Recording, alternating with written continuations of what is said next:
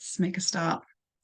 So, good morning, afternoon, or evening, everyone, depending on where you are in the world. And thank you for joining today for OxEd and Assessment's first webinar for international schools. And we'll be speaking on the topic of the effects of the pandemic on early language learning. So, today we are going to explore the foundational role of language in education and society. We'll also dive into the Matthew effect's impact on educational disparities.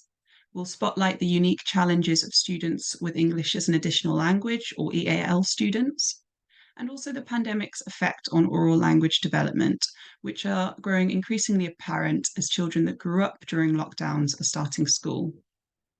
Later on, we'll discuss some of the successes of the Nuffield Early Language Intervention Programme, or the NELI programme in the UK, and how this evidence-based approach narrows language gaps, fostering inclusivity, confidence, and academic success. And that's me on the slide on the left. My name is Sarah Hearn. I'm a research officer at OxEd and Assessment. Prior to joining OxEd, I worked at the University of Oxford on research into the effectiveness of NELI using Language Screen, and I supported the rollout of our language solutions to 11,000 schools across England. I now manage and develop OxEd's online training, and I support our engagement with schools in the UK and internationally as well. I'm joined by Will McNeil, who's on the right, who supports the commercial arm of OxEd, working with international schools who are interested in using our solutions. So you may recognise his name if you've been in touch with us at any point. And will be monitoring the Q&A throughout the webinar, so please feel free to submit your questions as we go, and he'll either answer them in the Q&A or we'll get to them later on. So just before we start, a little background into OxEd and who we are.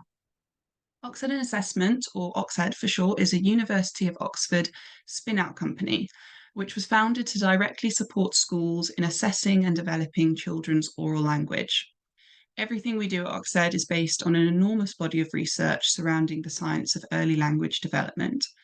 And the lifetime work of our founders, Professor Charles Hume and Professor Maggie Snowling, has been instrumental in the understanding of how children develop oral language and literacy skills. And in fact, they co-wrote the globally renowned book entitled The Science of Reading. OxEd's language programme consists of three components: our full suite of training courses, which upskill educators to become experts on oral language development, our screening applications, Language Screen and Reading Screen, and our oral language intervention programme, NELI, which is the most well-evidenced intervention globally. The programme is designed to empower educators to swiftly identify children who are falling behind their peers and then provide skilled intervention to help them catch up. And we'll talk a bit more about this later on.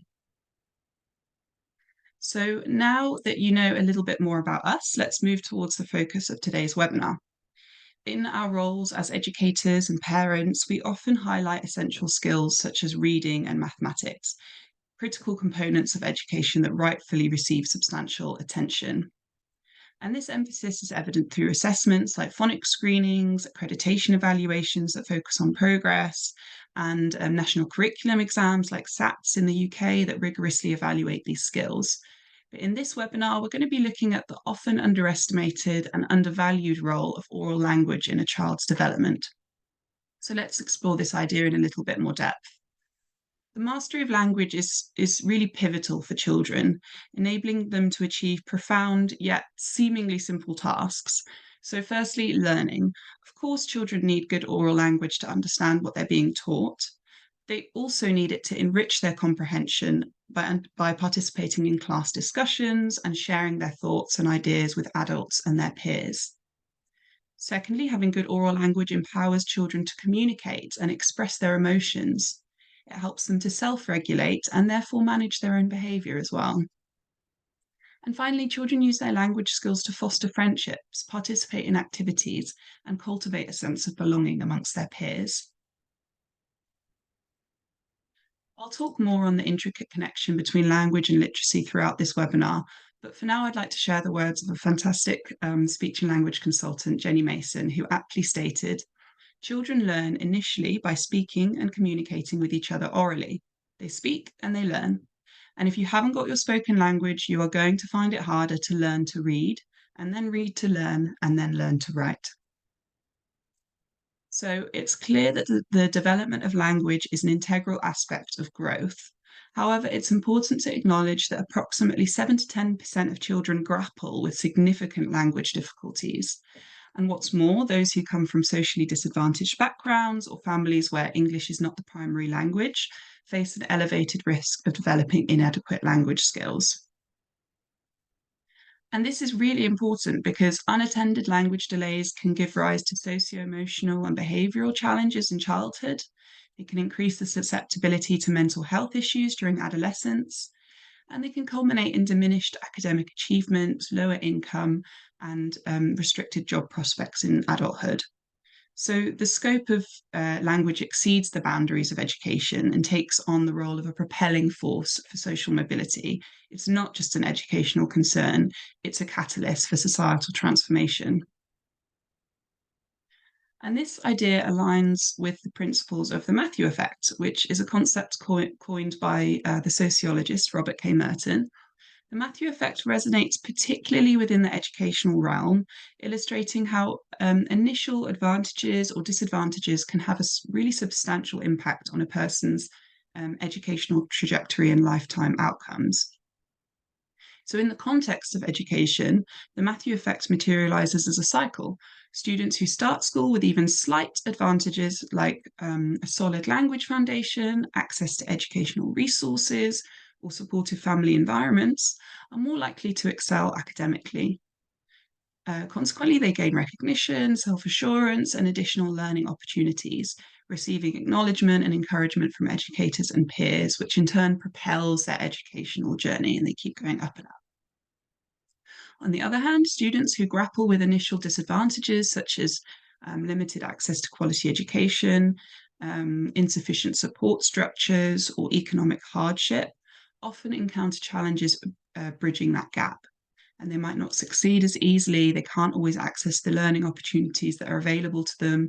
And this can really diminish their self confidence and exacerbate their difficulties so that they struggle to catch up.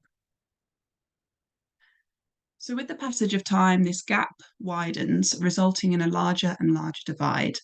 So, the Matthew effect really underscores the urgency of addressing disparities early in the educational journey.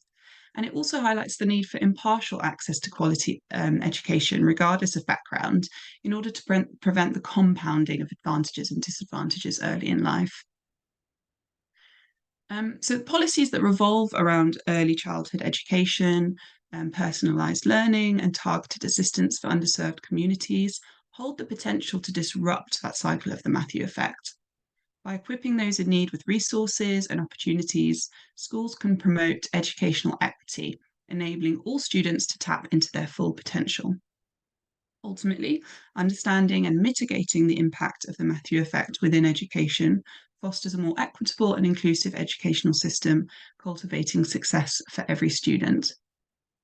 So let's zoom in on the pivotal role of oral language in this context. The reason weak language skills in early childhood can lead to lifelong consequences lies in the fact that the gap between children with strong and weak language skills perpetually widens if left unaddressed. And this is because children with the proficient oral language skills tend to understand and use a wider range of vocabulary and grammar. They become better readers, and this means that they're able to access whole class teaching. They can engage in conversations with their peers and adults.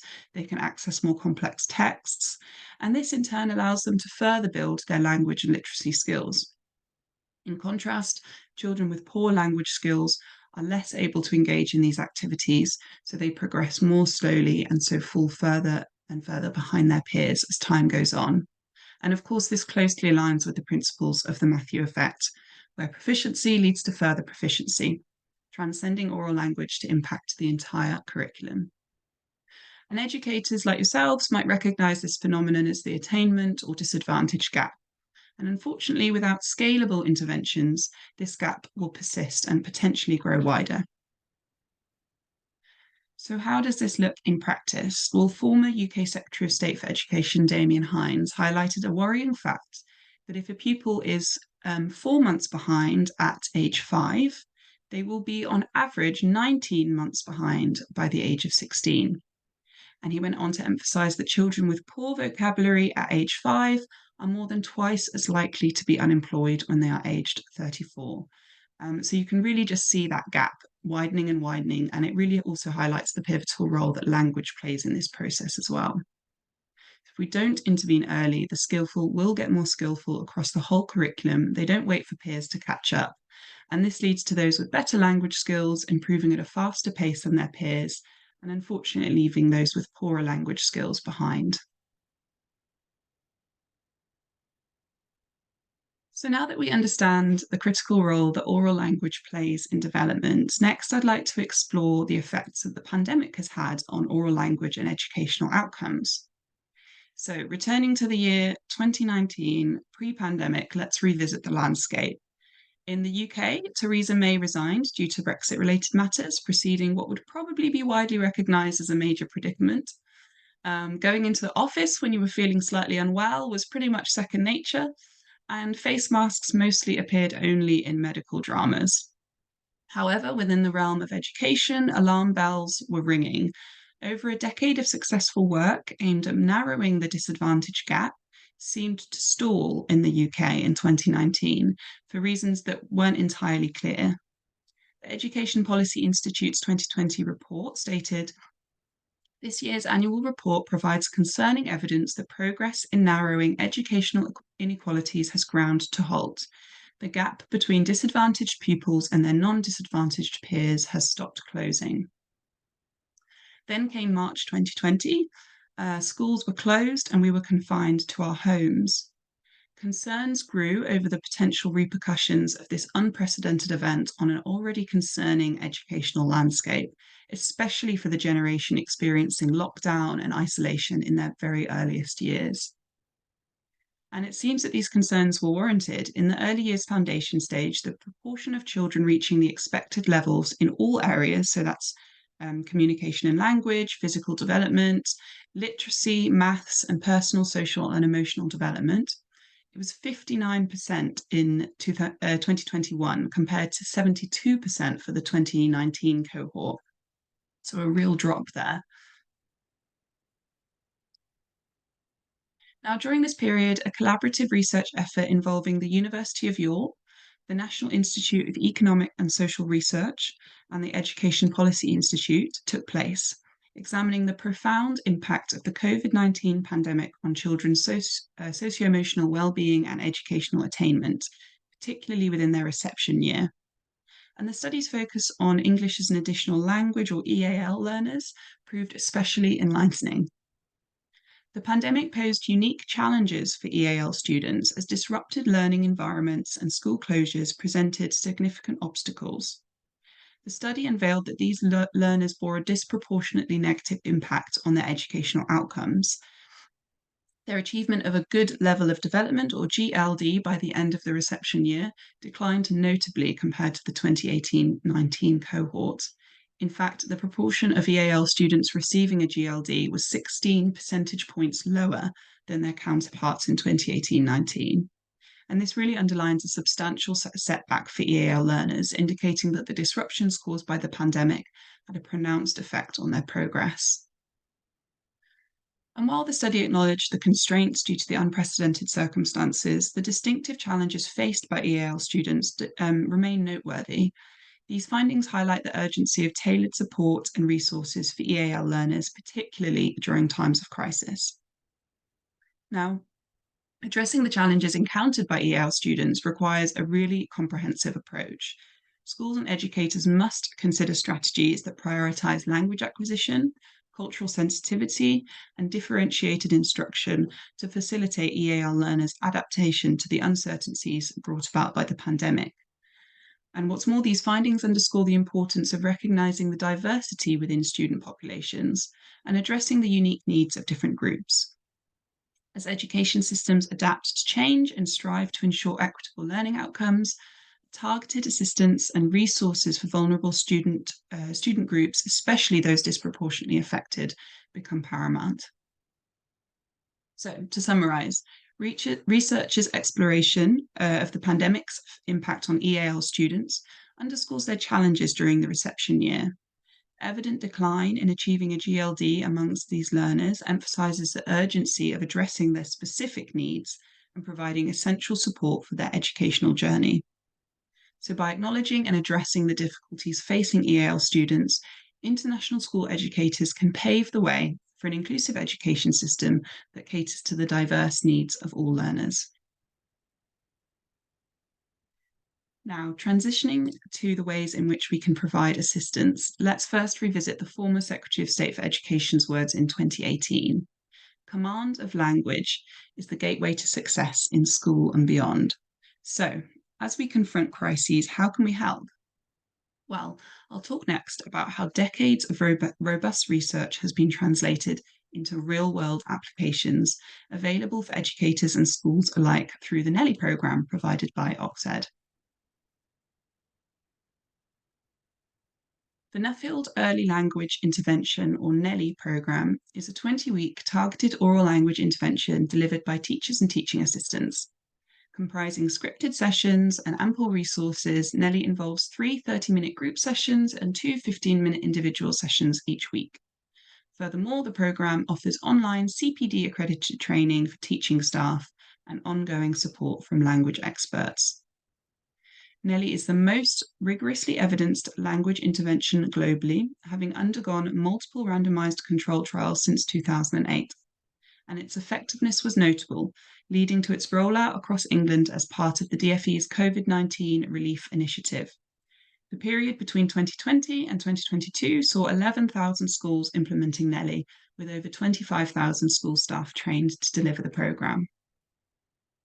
So NELI's framework encompasses 3 core elements: Language Screen, which is an app to identify children for NELI and monitor progress; CPD accredited online training for teaching staff; and the intervention itself.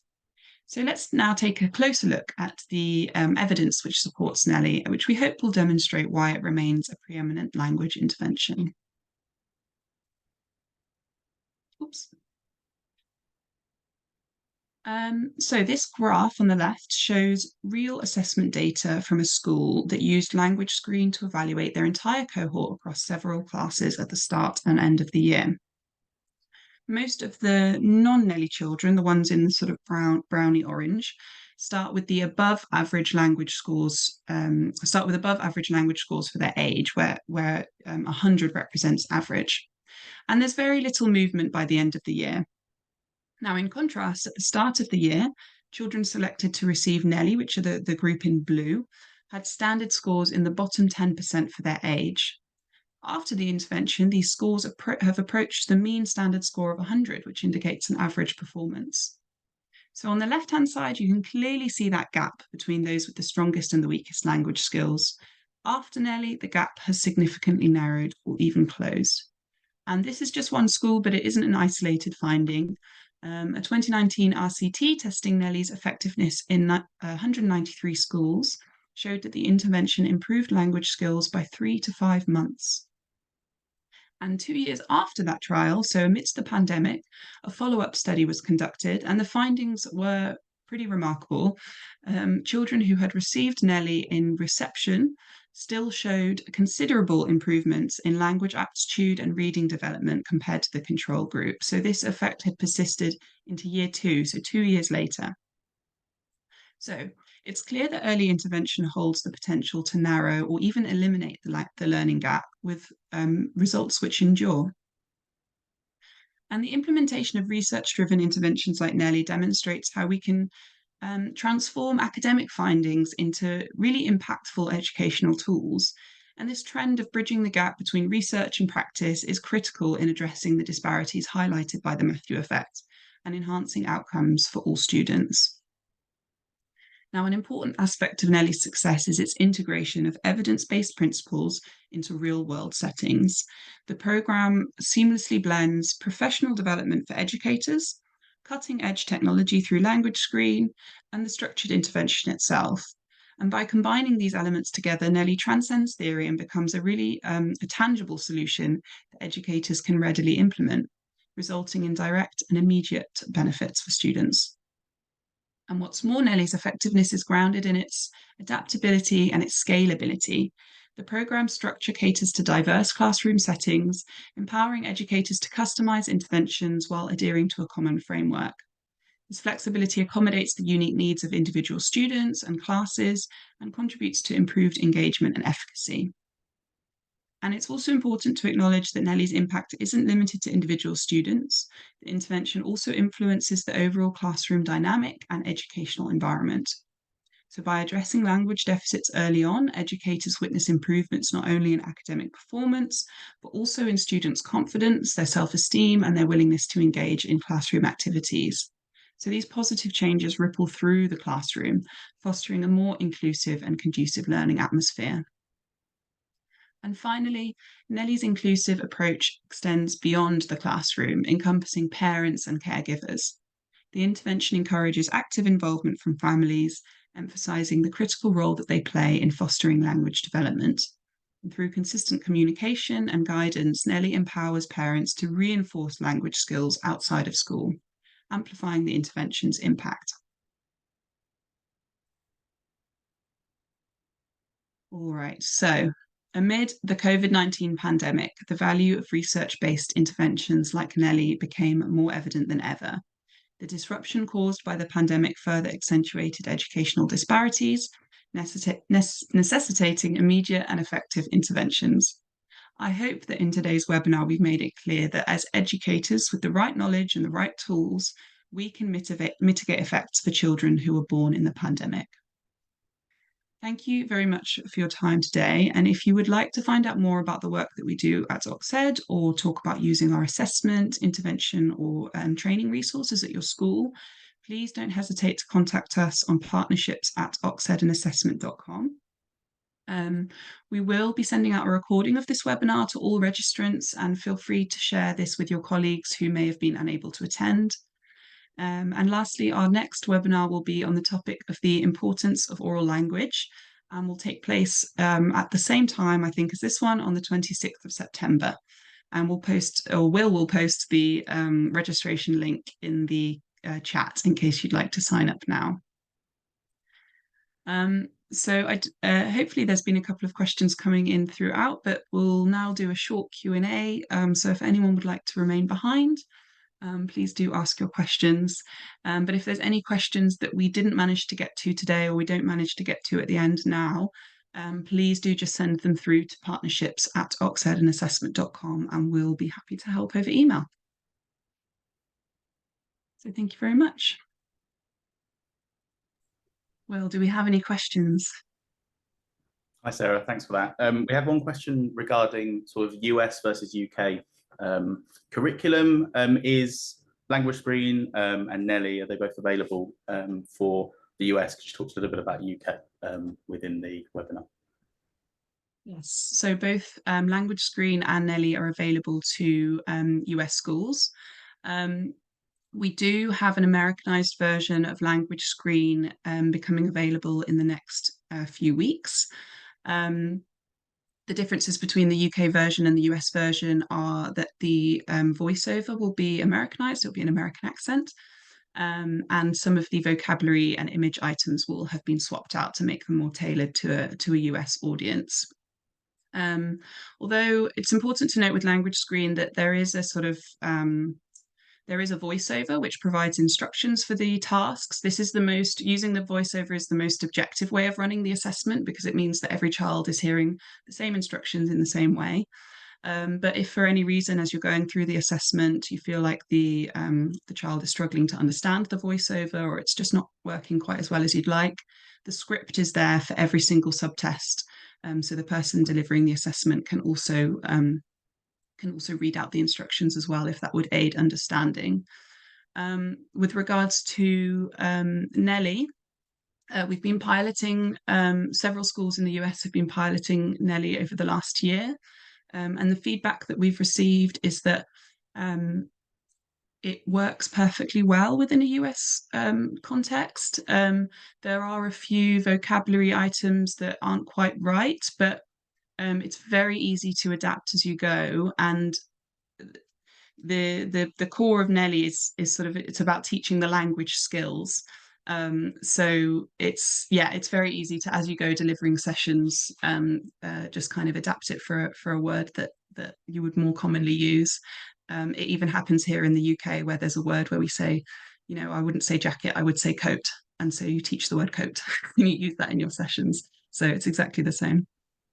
Great. And we've had another question about the sort of the NELI side. Are there any sort of physical resources that get sent out as well, or is it all kind of online? No, so actually, the NELI resources themselves are all hard copy resources. So you get two teaching handbooks, one for each 10-week part of the program. And those handbooks contain a sort of an introduction to the program, some teaching principles, and then they also contain step-by-step instructions for each of your group sessions and guidance for your individual sessions. And they also contain some photocopyable record forms and activity sheets as well. You also get in the pack a sort of a big set of flashcards for each part of the program as well, which's got your vocabulary flashcards, your narrative stories, the kind of the posters and things that come with the program. So that's kind of your core resources. And then we can't forget Ted, our NELI mascot, who you'll also get in the pack as well, a Ted puppet. He's really core to the program because he's kind of the sort of the three arms to the program of vocabulary, narrative skills, and active listening. And Ted is the person who kind of enforces the active listening part of the program with his best listener rules and things like that. But we can talk about that more in other webinars. Maybe one for the importance of oral language next time. Yes, yeah, maybe that one for 26th of September.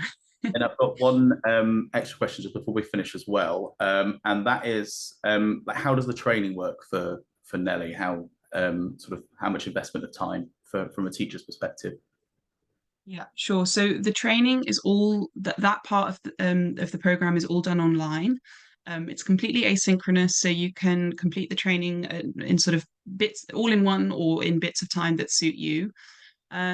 It's broken down into three main courses. The first course is called Language Fundamentals. It takes about 4 to 5 hours to complete. And it kind of gives you a good overview of why oral language is important, how it develops. Then the second course, which is also 4 to 5 hours, teaches you essentially how to deliver NELI. And then there's a third short course, it takes an hour or two to complete, which teaches you how to deliver a small additional letter sounds and phonological awareness element, which is introduced into NELI sessions in the second 10 weeks. And we also have a delivery support hub, which isn't a course. You don't kind of have to go through it step by step, but it's got lots of additional resources. It's got example session videos, example record forms, example session plans as well. So it's full of really helpful resources, and that's there for you to kind of dip in and out of throughout your delivery. And all courses and the delivery support hub are all monitored by expert mentors who will be there to answer any questions you have as well. And we've got one final question just before we close, because I've recognised that we've got maybe a minute left. We've had one question from an anonymous attendee here. Does the programme work best for individual children or as group work? Well, so it's both. So the program is targeted towards the children who are in that sort of bottom 25% of each class. So it's usually in a class of 25 or 30 children, you've got five children there who would be allocated to NELI. Those children will receive 3 group sessions. So if you've got 5 children in a group, they would have 3 sessions in a week where they'd have 5 of them sat with the NELI practitioner. And then each of those children should also receive 2 individual sessions a week. And the reason that those two kind of elements work really well together is that the small group session is where you kind of introduce new content and you start building that knowledge and building those skills. And then the individual session is where you can really tailor your teaching to that particular child and what you've noticed that they're sort of struggling with a little bit in the group sessions. We do also have a whole class sort of element of NELI that's going to be introduced soon. And that really brings that kind of, or sort of extends the benefits of NELI out into the rest of the class and enriches everybody's vocabulary and narrative. But to answer that question, it's both, it's group and it's individual, and they work best when they're done together. Great, thank you very much. Great, all right, thank you very much, everyone, and hope to see you at the next webinar.